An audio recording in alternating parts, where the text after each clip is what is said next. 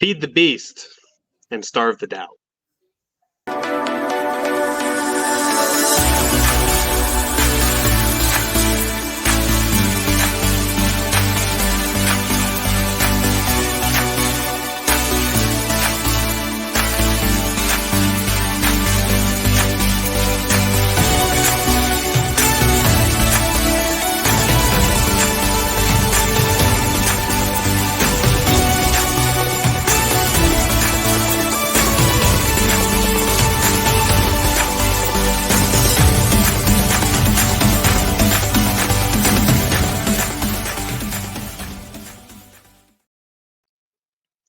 What's up, champions? Welcome to another episode of Champion Reads, the podcast where we talk about best-selling books by best-selling authors and the principles with it.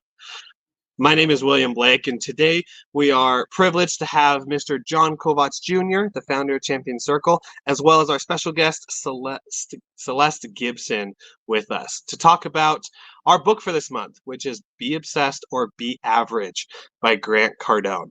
And specifically, we're going to talk about feeding the beast and starving the doubt today. So I'm super excited to be able to talk about this topic. I'll start out with something that came up in my mind. I don't know if you two have ever heard about it, but it's the story of the two wolves. And in each of us, we have these two wolves, the good one and the bad one. The good one being our passion, our desire, the things that we're going for, the things that we want to achieve. The bad one being that toxic side of, I can't do this, there's no way that it's going to happen, and those negative thoughts that happen. When I heard this story, they talked about this little boy asking the question, so which of these two wolves is stronger? And the wise man said, the one that you feed more.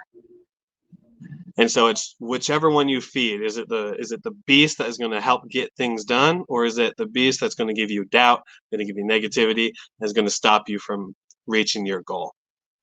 So I'd love to hear from John or Celeste, both of you, what your thoughts are about this topic as we have a good discussion today.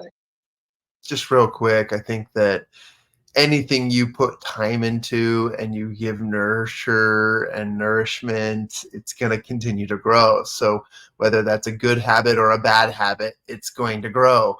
And a lot of people wonder, why they can't have positive success and amazing habits and be where they want to be. And they forget that it's so easy. If you can feed your bad habits, you can feed your good habits. They just need to learn what to do and what not to do, and then be disciplined. I think that's something that a lot of people in this modern generation lack, is the lack of personal discipline. But then again, we have to give ourselves what we need. At Champion Circle, we talk about learning each day, and the N in that acronym stands for nurture, and that's nurturing your body, your mind, your soul, whatever it is that you need to be happy and to feel good. And that's including little things such as eating right, exercise, and then some of the other mundane things like daily affirmations and writing things down and journaling and taking care of yourself and going to bed at a good time. But at the same time, all of those are just foundational parts of nurturing our lives, our minds, and our bodies so that we can function at the level that we want to be at. And one last thing I'll share just real quick. I love this term, obsessed. It is one of my favorite terms because obsessions are part of the desires, as Napoleon Hill wrote in Think and Grow Rich. So I know we're not talking about that today, but obsession is one of those things where you develop a yearning for something. And an obsession is what your goals should be, because if you're obsessed with something, you will do whatever it takes to get that. And right now I'm hanging out in Southern California, and nostalgia set in the other day. And I grew up with my family going to In-N-Out Burger a lot as a family. And I'll tell you guys what, I mean, there's an In-N-Out Burger in Colorado, there's an In-N-Out Burger in Utah, but I've got to say, In-N-Out Burger just tastes better on the West Coast. And I was obsessed. I was like, you know what? I'm in California. I need an In-N-Out burger. And for those of you who are like, oh my gosh, there's so many better burgers. I know. It's just nostalgia. Okay. Get over it. But I literally had this obsession hit and I thought, man, I'm just gonna make it happen. So I did my research and I stepped outside and I walked to the nearest In-N-Out burger. And luckily there's one on every block. They're so popular out here. But I was so excited and it was an obsession. Like I had to do it. And that became something I fulfilled because I wanted to do it. So important things are obsessions that you truly want to have, acquire, and achieve, and you'll do anything to get there. You'll even walk a few miles if you have to, and that's just because we are who we are. Humans obsess, and we have things that we just can't get out of our brain until we get what we want. So if you want something bad enough, or I should say, if you want something well enough, then you will make sure it's an obsession and you'll make it happen. Ooh. What about you, Celeste? What are your thoughts? I think it's really interesting to like take this and apply like really apply it to life. So like looking at your bank statements and looking at like your GPS, seeing where you've been, the places that you've spent money, the people that you've been hanging out with. Is it really applying to like the vision that you want? Is it people? Are you hanging out with people that are filling you up, or are they like the naysayers and the haters? Are you spending money doing the things that actually fulfill you, or are you just spending all of your money on work, work, work? Because it's one thing to like be obsessed, it's another thing to apply it throughout everything instead of just one thing. Because you can get all of the success in one area and lack everywhere else and be totally depressed and not be fulfilled. So I love the concept of like feed the beast, starve the doubt.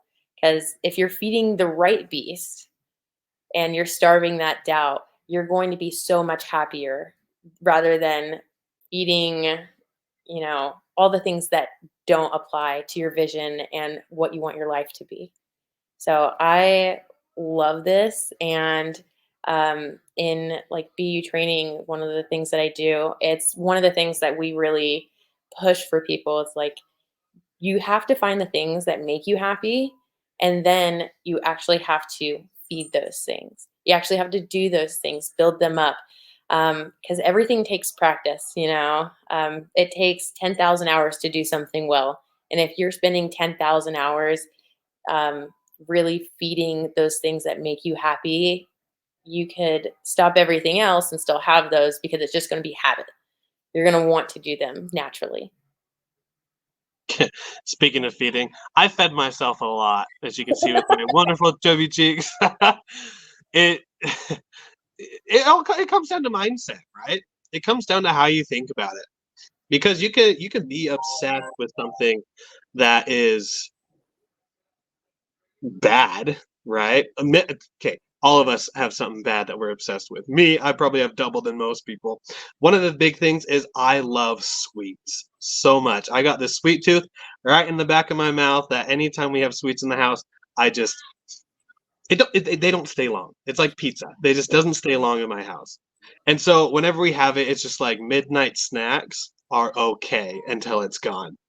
But that's an obsession. It's like because I am scarce of it, because I don't have it, then when I do have it, I just need to like binge it and do it and just get at it, which is a obsession.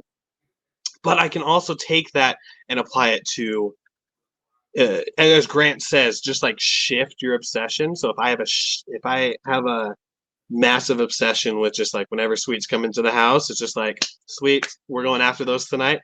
And it's like just change that energy, change that obsession to flip it to being excited and just being profoundly uh, entertained by just the work, by doing what you love and everything. And that brings, wow, that's an interesting question. I'll throw it to you guys as well as any thoughts you have. Is obsession a verb? Is it? I think I know. I think a verb is like the actionable type thing. How you describe something. Would you classify obsession as a verb? I'll say for me, obsess is a verb. Obsession is something. It's a tangible noun, right? Um, because to obsess is to seek or to want, right? Or to desire. But obsessions is the literal thing that you can throw on your dream board there. Yeah, an obsession is something that you can hold in your hands. You can see the finish line for. So obsess is something that you do, and yes, it is a verb. But an obsession is something that you can literally find. And I think that's interesting. You propose that question because, again, going back to this idea that you need to feed the beast, we could easily feed the wrong things to the beast. You know, I, I don't know what your inner beast is, but I try to give mine an identity. And let's just say my inner beast is the wolf, right?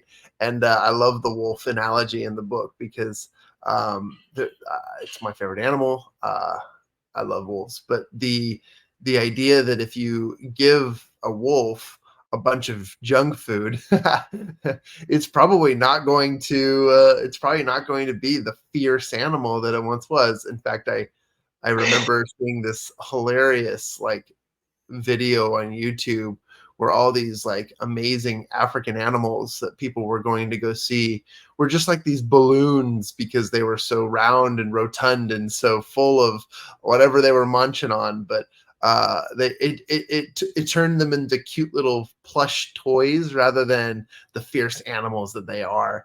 And it just reminded me, like, if you feed a beast, you know, the things it doesn't need, then it's going to not be what it needs to be.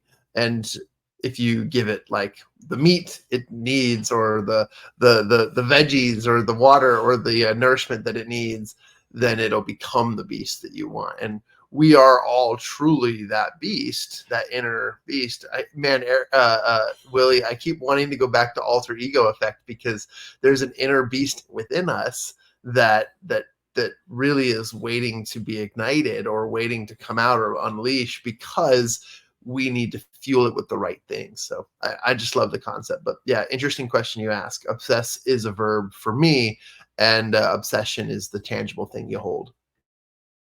Yeah, each of us having that inner beast within us. I think also Jordan Peterson said something like that. He's like, each of us have a beast, like a dangerous animal instinct inside of us. And the thing isn't to distinguish. I think is like to take out, to put out, but instead we need to control it. It's because we can't control our inner beast that it gets away from us and that things happen. But when we're able to control it, that's when we get dangerous. That's where things happen. What are your thoughts, Celeste? No, I completely agree. I think it's well, I kind of want to say like it can definitely be a verb. Like I think just like within the context of like how you're speaking about it, it could be a verb. Um, but yeah, I don't have like too many thoughts on that one. You're good. All good. Yeah, it's just it's just casual conversation that we're Yeah. all having. I hope we can all feel comfortable enough to interrupt each other, like when we Well, want. I wanted to interrupt you because you were saying, like, oh, like I like have to, or like now I'm getting to. One of my favorite things is like changing like have to get to, like instead of like being like, oh, like this sucks, like turning that like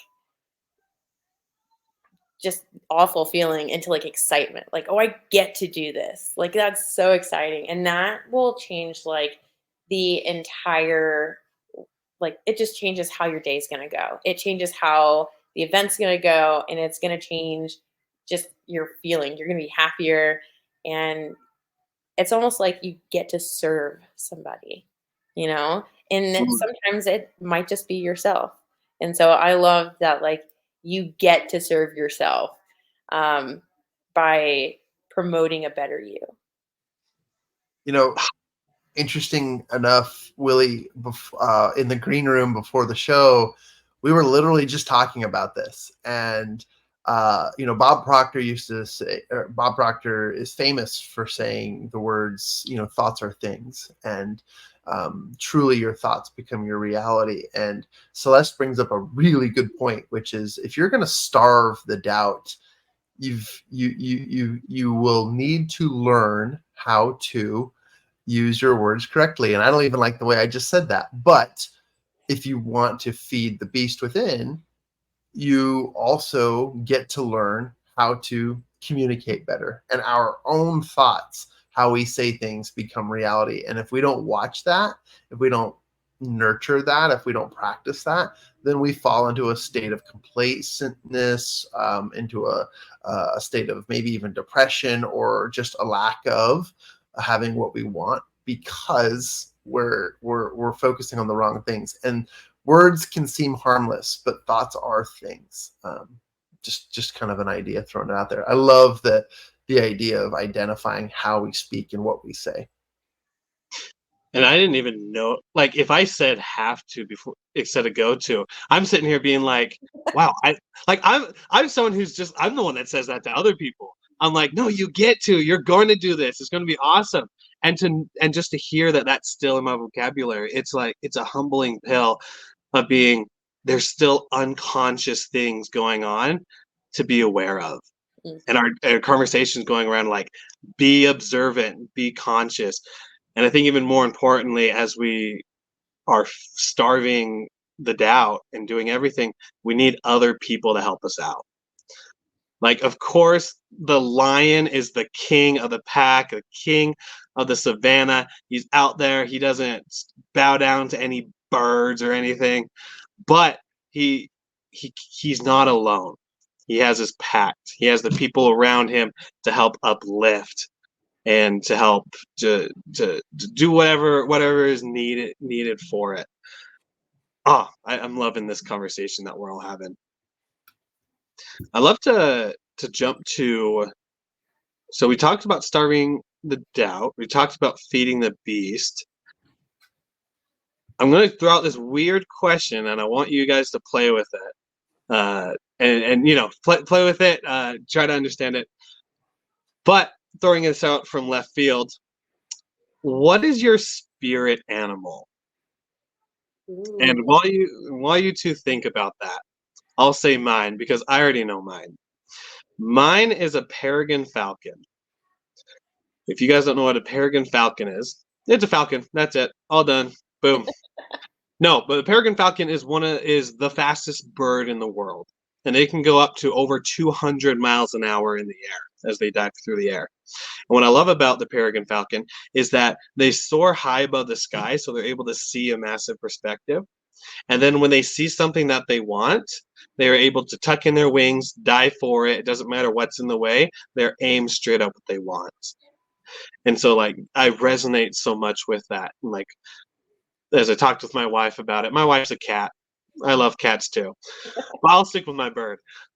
She's just like, yeah, that makes a lot of sense for you with a peregrine falcon. And there's a reason why I'm bringing this up. So don't knock it down. But I'd love to hear from you two. What's your spirit animal?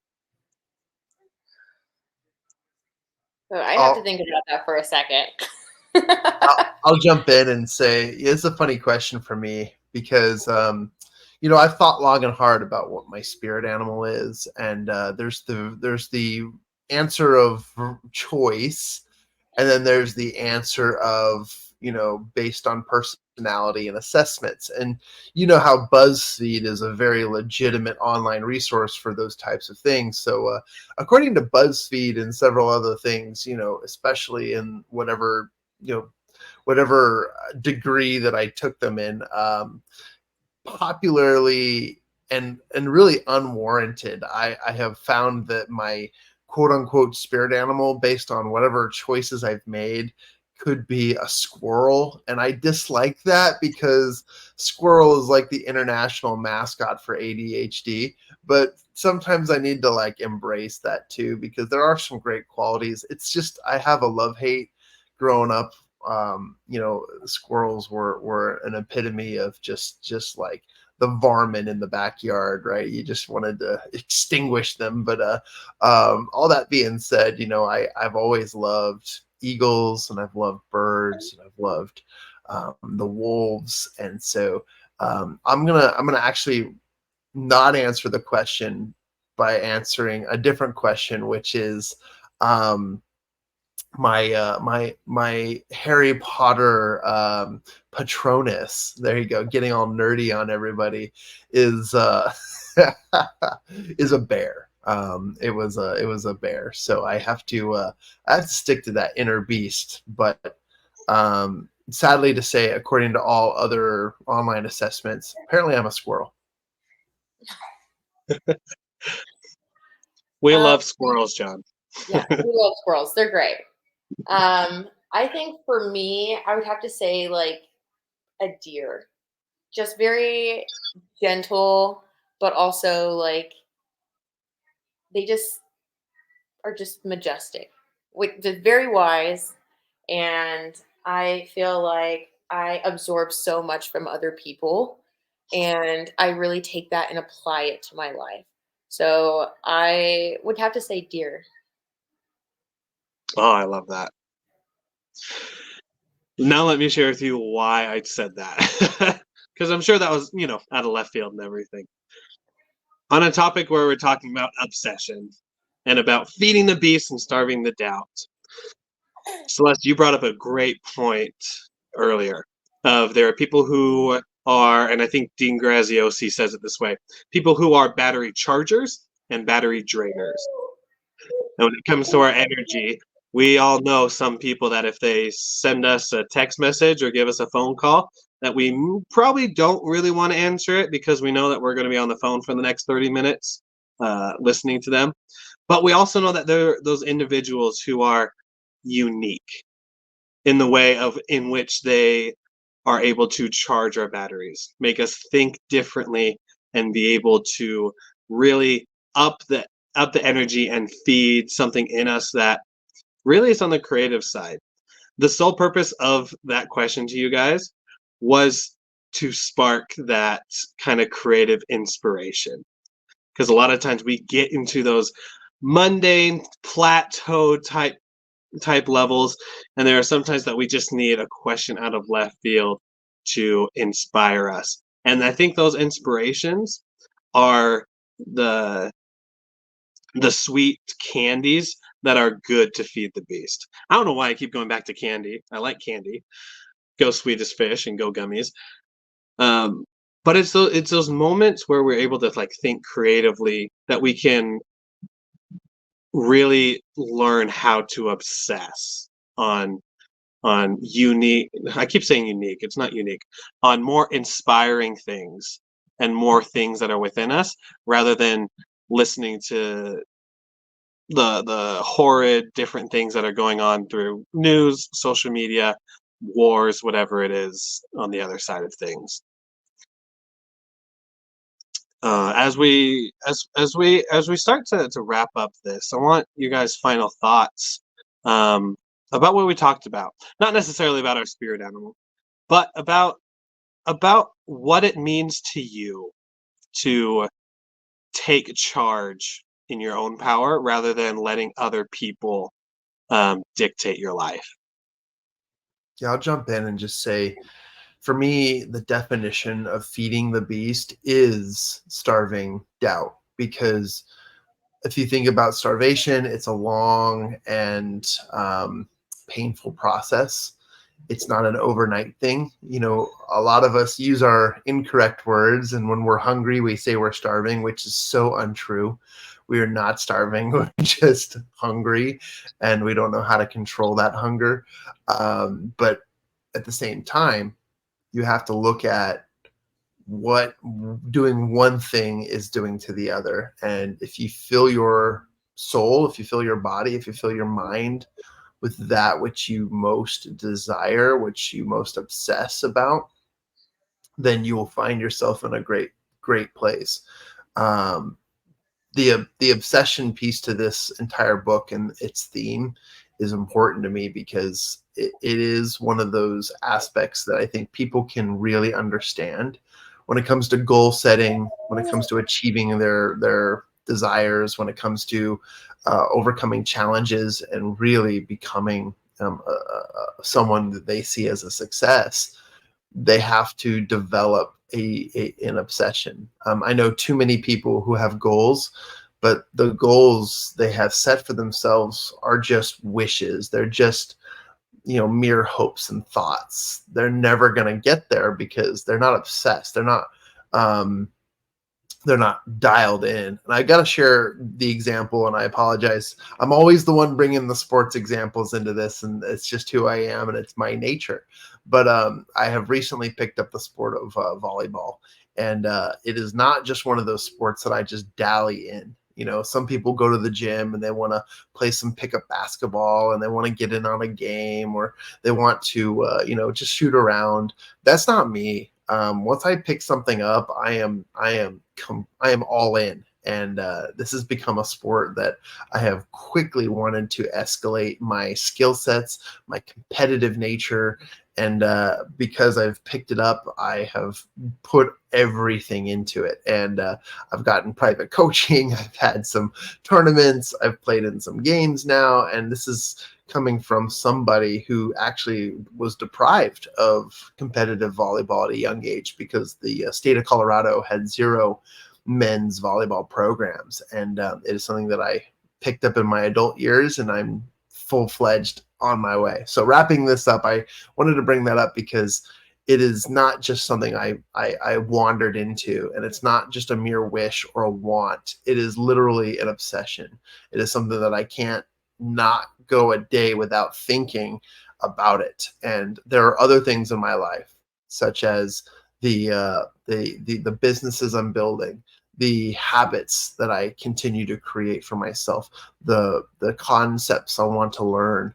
Those are becoming my obsessions because they are something that I want really, really. I want them. I want them. I hate the phrase. I want that so bad because it's a bad thing, right? I want them so much, or I want them so good, if you if you will. But those said obsessions are important, and feeding them is just as vital as starving any doubt you might have. And if anything, the more you spend your time feeding your desires, you will forget about the fears, you'll forget about the doubts, you'll forget about the inadequacies and the things that you currently don't have, because that is a state of lack. Whereas wanting and desires is a state of must have. And that's a great place to be in. Anyone who is starving will do what they can to find food. So give your beast the nourishment it needs.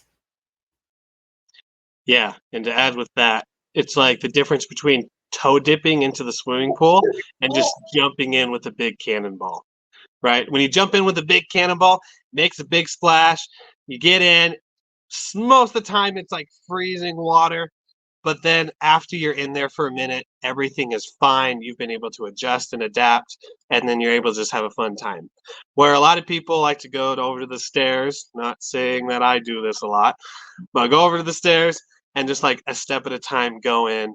And every time they take a step, it's like, oh, so much more pain until after personal experience, after 10, 15 minutes, finally getting like the shoulders underwater, and then I'm able to have fun. And that's so true that when it's like the obsession part of everything, just jumping in, diving in, just getting immersed in it. Of course, it's going to be uncomfortable, but it's that uncomfortability.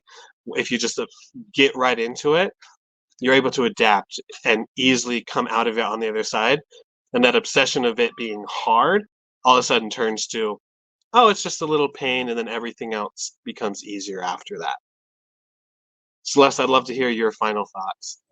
So I love that you said standing in your power, because standing in your power, it's one of the things that we go over in BU just as staff.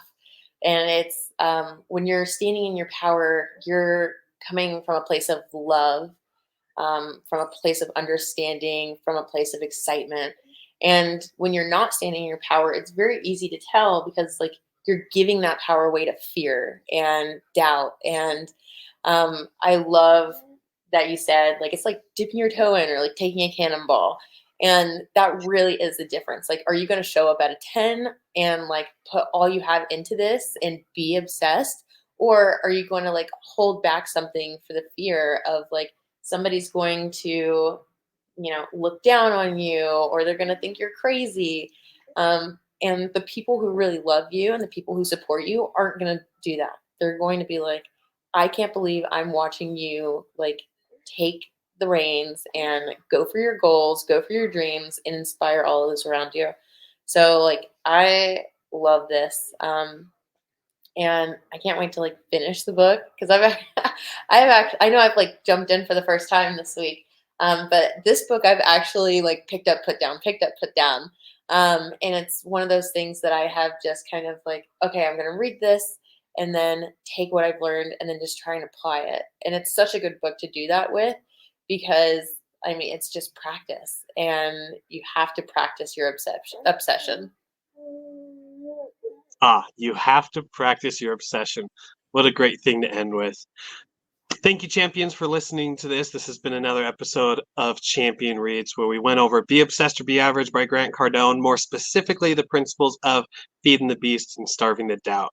If you found inspiration in this episode, go ahead and subscribe to our podcast. You can find us on all the popular podcast channels. And until next time, champions, continue to be the best version of yourself, continue to live within your power, and always remember you are already at where you need to be to get to the next level that you want to achieve. So go ahead and take that step. We'll see you on the next episode of Champion Reads.